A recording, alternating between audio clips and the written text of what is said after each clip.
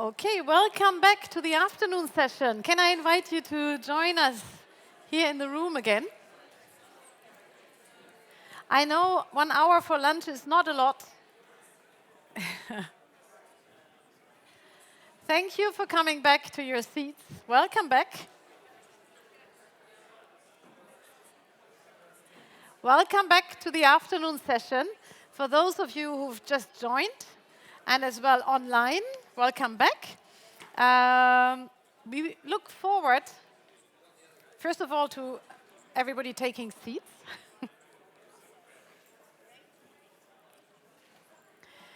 Okay.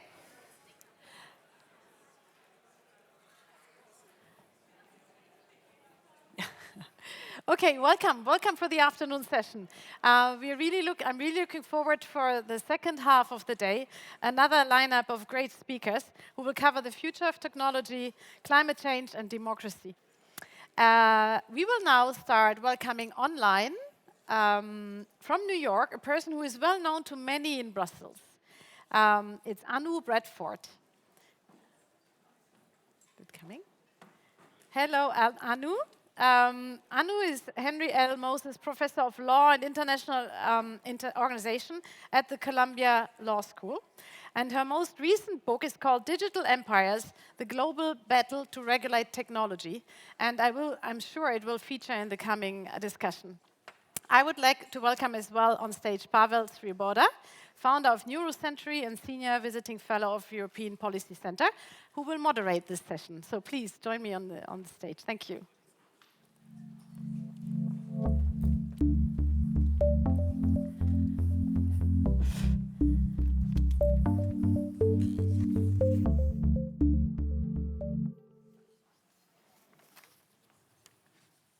Well, welcome back, and a warm hello to Anu as well. I have your book here with me, Digital Empires.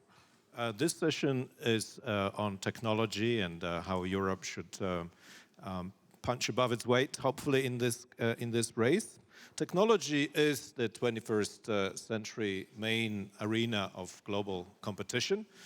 Long gone are the days when there was a division of labor between the advanced countries, most of which Western, but not exclusively, and others. And the former produced high-value added goods and services. The latter were the factory of the world.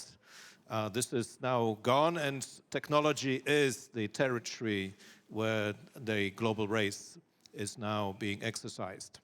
And in that field, digital tech companies surely attract a lot of attention. This is partly due to their impressive valuations, and it's also due to the fact that they have really high level of impact on how societies function and how individuals function. In fact, one could argue that today's technological revolution touches upon what is most essential about being human. So questions of autonomy, of integrity, of identity, of agency, this is all what these digital tech companies impact upon. And this brings, of course, the need for governance and often regulation, because this is our democratic instrument to exercise control. And to discuss these matters, I'm delighted now to give Anu the floor to tell us where this idea of digital empires originate. Anu describes the US, Europe, and China as being distinct in their own ways. And Anu, how imperial also the three tend to be in their approaches. So first of all, hello, Pavel. Really delighted to have this conversation with you, and greetings to everybody in the audience.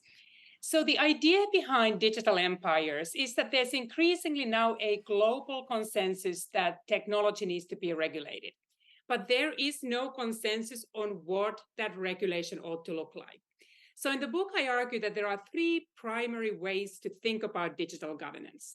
There is the American market-driven model, there is the Chinese state-driven model, and there is the European, what I call a rights-driven model. So these models reflect different ideologies, different cultural factors, and just differences in terms of how we ought to organize the relationship between the market and the state and the individual. And that has then led to differences in the regulatory frameworks that embed those different values and different priorities. And here I also call these leading technology and regulatory jurisdictions empires, because none of the regulatory models that they have drafted are really confined to the jurisdictions themselves. Instead, we see each of the empire export their respective regulatory models. So the Americans are exporting the private power of their tech companies. They are everywhere. They have been set free through lax regulation, and they have literally taken over the world. The Chinese are exporting primarily infrastructure power. So they are building 5G networks, undersea cables, data centers, smart cities, safe cities.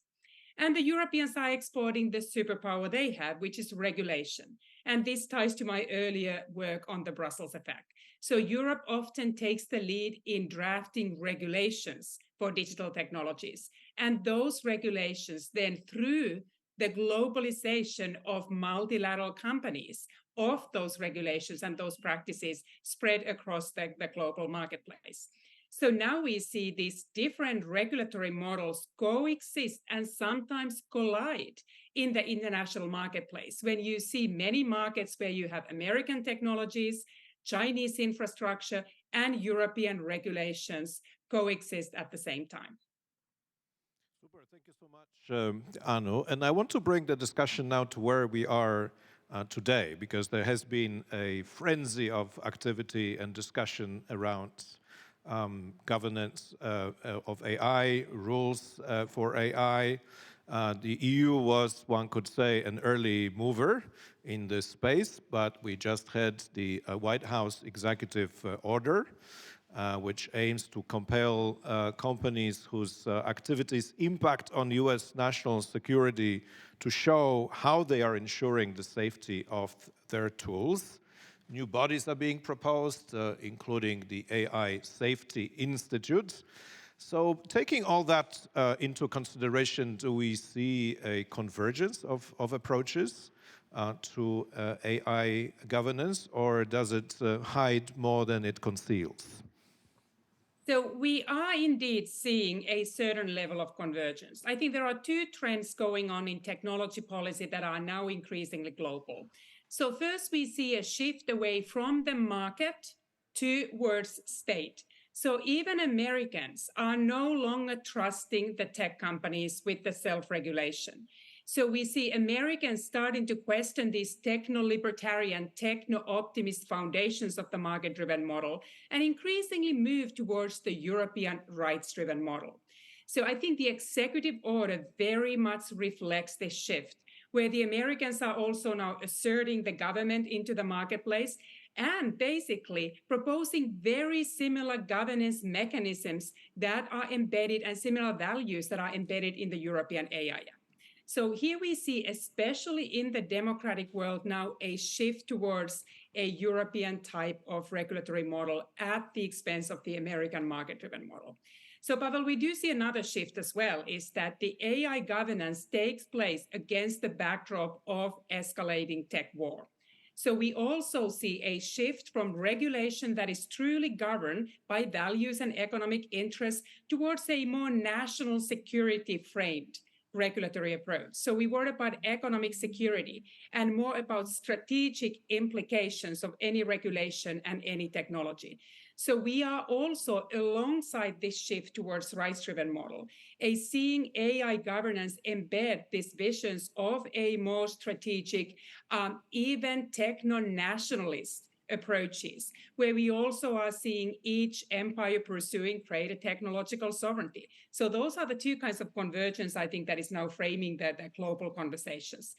And at the same time, though, Pavel, I would mention that even though we have now seen this almost like a rush to regulate AI with the executive order, with the AI Act, with the UK's AI Summit, with various initiatives being established, including within the UN, I still think we are very far from having a global AI treaty. So we are still dealing with a fragmented regulatory environment where we still do see differences across the different nations. And even if the US and the EU are closer to adopting a similar approach, that doesn't mean that there is no management that needs to be receiving a lot of attention when we are trying to reconcile any differences between the US and the EU. And you mentioned the tech race context, and I wanted to get back to you on this because I took good note of what the Chinese representative said at the Bletchley summit a few days ago. Dr. Wu Zhaohui, the vice minister who represented China at the time, and he was on a charm offensive. He argued that China and others are united by values of democracy and freedom in the fight against malicious use of AI. So what is happening here exactly in your view? I mean, is China hoping for the relaxation of some of the trade barriers that the US has imposed by embarking on this clear charm offensive with respect to regulatory issues? Well, certainly China would benefit a great deal from the relaxation of various restrictive measures that have been adopted by the US and that have been supported by American allies, including the Netherlands and Japan, in restricting China's access to some of these most advanced chips that are critical for having the processing power, the hard power that you need to produce the actual applications for AI.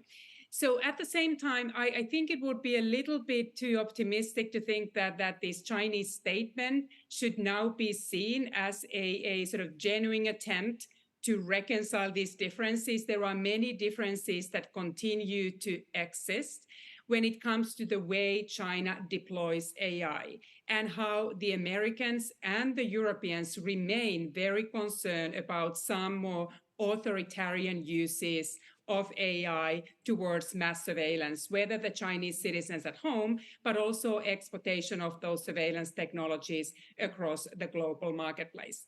So I do want to pause to acknowledge that it was important to have the conversation that was inclusive of China in the UK. But the common foundations where we would really see Chinese be able to agree to governance frameworks with the Americans and with the Europeans, it still remains limited. So there is certain agreement on transparency, accountability, and certainly a common interest in making sure that malicious actors don't get access to advanced AI that could be then used against the interest of humanity at large. So we should seize every opportunity to even pursue cooperation across those different domains.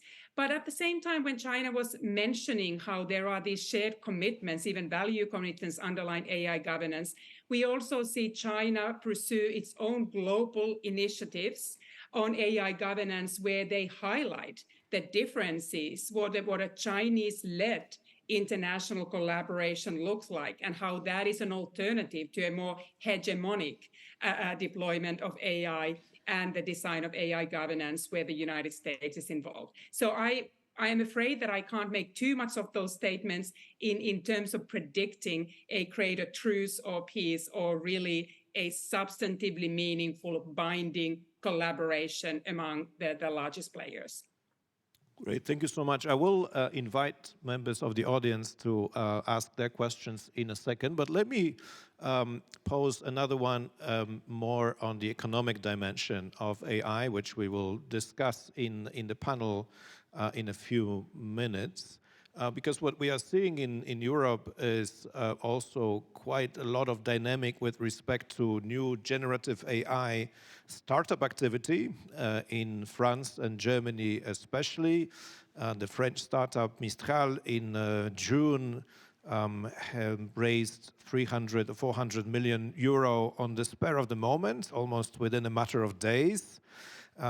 Before it was able to show anything in terms of a tangible agenda. But this is how much generative AI attracts in terms of investment promise. But Mistral works on the basis of open software systems, and it also argues that the difference it will make is that it will align more closely with European values. So how would you translate European values into what it means in business terms, in particular with respect to the choice that the companies are facing as it comes to open versus closed software systems? So there's certainly AI development that is consistent with European values. The way I view it as that it is the AI that is very mindful of the need to protect fundamental rights of users, being conscious of the right to privacy, and being also conscious of preemptively in the sort of the spirit of a precautionary approach to governance, protecting the individuals, making sure that AI is safe, AI is trustworthy, and it contributes to this human-centric digital transformation. One question about open systems, if you think about open source AI, the idea there is that that has the potential to contribute to another European value, which is fairness and redistribution of the gains from digital transformation. So one concern has been that we do not want the AI revolution only to strengthen the existing power dynamics where the biggest players are the only players in town and the only ones that will actually then guide us through the AI revolution and the ones that reap the gains along the way. So the idea is that if we have more open source models, it also provides an opportunity from a range of different players, including small and medium-sized players, to build on the kind of foundation models that then allow them to also create the different applications that then contribute towards a broad range of AI systems. So in theory, I think that is certainly a very good thing. It could help Europe, but it could also help players across the broader world, including the global south. So right now, the AI development is very concentrated in the leading economies and within those economies, leading companies. There are voices, though, and this is a big debate that we may not be able to resolve in the time that we have, is that the more you have open source model, the more you also then expose the users to the risk that even the bad actors, not only the good actors, the smaller companies and others, get access to these AI tools, and they get being then maliciously weaponized against individuals and societies. So then we need to really think about what that access looks like, what those safeguards look like. And there are many who say that even if there are safeguards built into this model so that anybody couldn't freely then misuse AI, those are also very easy to be undone by motivated actors. So that is, I think, a very important debate to get right so that we can democratize the access to AI. We can ensure greater redistribution of the gains from AI revolution, but at the same time, we make sure that we do not expose societies to greater risks. So my last question before opening up, and I'm already looking for potential questions, is about how the system of law should change in response to what is happening in artificial intelligence. And I would really love to read your next book about the subject, because I'm sure you have strong views. And this is really motivated by the observation that disruptive technologies are inevitably disruptive also to the legal framework. And David Feigman, who is the dean of University of California School of Law, he says that law operates at the human scale while technology operates at the Mercurian scale. And this is why it is so difficult to find answers within the existing legal framework to everything that artificial intelligence entails. So how do you see the system of law evolving in response to this accelerating technological change? Well, I think we need to be very clear that regulating AI is challenging because in many ways it is a moving target. It is a technology that continues to evolve, and it is inevitable that legal frameworks, especially those that operate within the confines of democracy, cannot move necessarily fast enough. But that doesn't mean that we should not be regulating a technology, that we should be just sitting back and making sure that we first understand what AI will be able to do. Because I don't think AI revolution is going to be ready next year or the year after that. So we would probably need to wait for a very long time to feel that we have a finished product that we can then effectively regulate. So in that sense, there is a trade-off that is very hard to reconcile in a way that would be fully satisfactory. So then it just means that the law needs to be nimble enough, that we have to some extent incomplete legal framework where we truly have the foundational governance principles and rules and responsibilities embedded into binding law and subject those to the governance and oversight by democratic institutions, but that there is enough discretion built into the law and enough sort of standardization that complements the law that is then easier to revise and update as the technology evolves. So in that sense, there is no magic trick in how you would make the law and produced by democratic institutions sort of run faster than the technology itself. But if you look at the European institutions and some of the recent laws that have been very complex, that have passed through the process actually very fast, the DSA, the DMA, so the Digital Services Act, Digital Markets Act, I thought they were actually very fast in how they were legislated. And I think it just requires now that the lawmakers sort of understand that there needs to be a certain degree of humility, that the law that now will get hopefully adopted very soon may not be the final last word that never needs to be revised. It will need to be revised going forward. But I think there's also needs to be an understanding that there's a cost in waiting. There's a cost in thinking about that we just need to wait to see what happens to technology. The more we wait, the more we are also entrenching the power of the existing front runners that can continue to develop the technology unconstrained. And I think we would need to then be prepared to deal with the consequences as a society. In many ways, I think there's already a tremendous sense of urgency.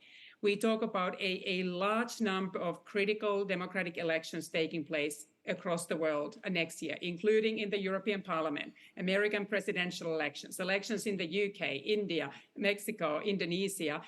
The list is very long.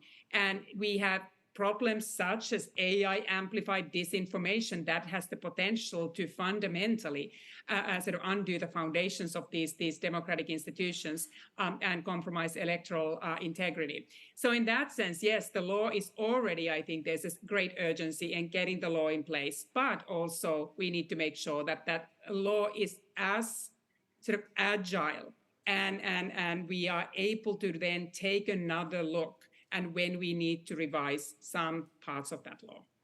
Super, Anu, thank you so much. I would like to invite now members of the audience to pose their questions. Yes, Heather. So in the first, we need a microphone also for Anu to hear us. Yep. Hello, Heather Graby from Bruegel. Thank you. Really fantastic overview of many issues. I'd like to ask about how to ensure through regulation that AI does not replicate the worst of human nature in terms of biases and discrimination. Because if you think about the way that machine learning happens, in order to develop, for example, automated decision-making, then the algorithms that are deciding whether somebody gets a bank loan or is picked up by the police for preventive questioning, as it were, for predictive policing, or indeed somebody is given housing by a local authority, all of these are now subject, in many parts of Europe, to automated decision-making. But the algorithms determining them often have bias fed into them in the data sets that they're provided with and also the patterns of behavior and patterns of kind of human decisions. So is it possible to really take the algorithms to law school? Thank you so much, Heather. I think you ask absolutely a critical question and something where I actually think there's more of a possibility for global consensus. It's very hard to think, even if you have ideological differences on issues like privacy versus surveillance, you have governments that generally agree that unbiased, non-discriminatory treatment is still something that we ought to preserve and work towards. And here it is very critical that we hold the developers of AI and those who then utilize AI, the ones who deploy AI, to a high standards when it comes to the data set that are used to train these algorithms. Because if your data is biased, no matter how you write your algorithms, then you are dealing with the embedded biases that are amplified by these AI systems. And here I think the key is that there needs to be transparency, in addition to then followed by accountability, that we really need to open the black box of these algorithms, these AI systems, and these developers and deployers need to show what is the data, show that it is not biased, that the data sets are accurate, they are complete, and they are representative in the way that avoids discriminatory outcomes. Because as you said, the biased outcomes can be existential for individuals. They deny access to credit, access to employment, access to education, access to social benefit, which is really critical for fundamentally for individuals' life and opportunities, and define the challenges that they are dealing with. So here I think that what is absolutely key is that the transparency should be at the front and center. Otherwise, we cannot even evaluate whether bias is at present. And we already see from past practices that this is not just a hypothetical concern. We've had already high-profile incidents where we have realized that algorithms do produce those biases. So this is something that I think ought to be at the center of the right-centric regulation. And here also you see a little bit of a difference in emphasis. Sometimes the public conversation really focuses on risks as opposed to rights, even at the expense of rights and concerns such as non-discrimination or privacy, that we just really focus on existential risks and other safety concerns. And I think those safety concerns are central. But also that the question around rights and non-discrimination are absolutely fundamental, and especially, I think, at the heart of the way Europe wants to see the digital transformation evolve. Super, Anu, thank you so much. You write at the end of your book about this being a battle for the soul of the digital economy. I really like that. And you made a point that the stakes go way beyond who claims victory in the economic dimension, because this is about testing the strength of our liberal democracies. I think all of us in this room could not have agreed more with this. Thank you so much for joining today. It was my pleasure. Thank you for having me.